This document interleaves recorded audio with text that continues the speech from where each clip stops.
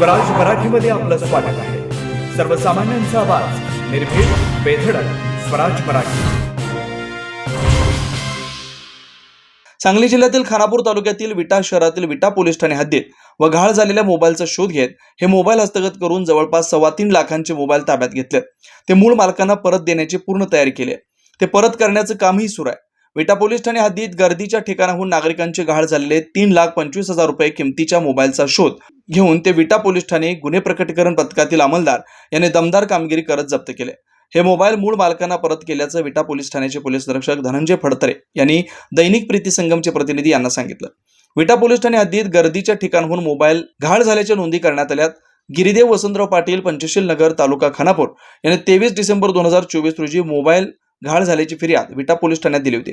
त्या अनुषंगाने तांत्रिक माहितीच्या आधारे विटा पोलीस ठाणे गुन्हे प्रकटीकरण पथकानं गहाळ झालेल्या मोबाईलबाबत तांत्रिक माहिती प्राप्त करून राज्यातील विविध जिल्ह्यातून 3,25,000 रुपयांचे मोबाईल शोधून काढले। ते मूळ मालकांना परत केले। विटा शहर सांगली जिल्ह्यातील व्यापाऱ्यांच्या दृष्टीने महत्त्वाचं केंद्र आहे। त्यामुळे आजूबाजूच्या गावांमधून दररोज नोकरी, शिक्षण तसेच अन्य कामासाठी बाजारामध्ये नागरिक येत असतात। त्यामुळे प्रभास, बाजारपेठ, विटा बस स्थानक अशा गर्दीच्या ठिकाणी मोबाईल गहाळ होण्याचे प्रमाण अधिक आहे, असं श्री धनंजय फडतरे यांनी सांगितलं। ही कारवाई विटा पोलीस ठाणे गुन्हे प्रकटीकरण पथकातील अंमलदार उत्तम माळी, अमोल पाटील, किरण खाडे, अमोल कराडे, हेमंत तांबेवाग, महेश देशमुख, महेश संकपाळ, संभाजी सोनवणे, अक्षय जगदाळे, रोहिणी शिंदे, सुभाष देसाई, विवेक साळुंके यांनी केले। दरम्यान परत मिळालेल्या मोबाईल धारकांकडून पोलिसांच्या कामगिरीबाबत समाधान व्यक्त केलंय।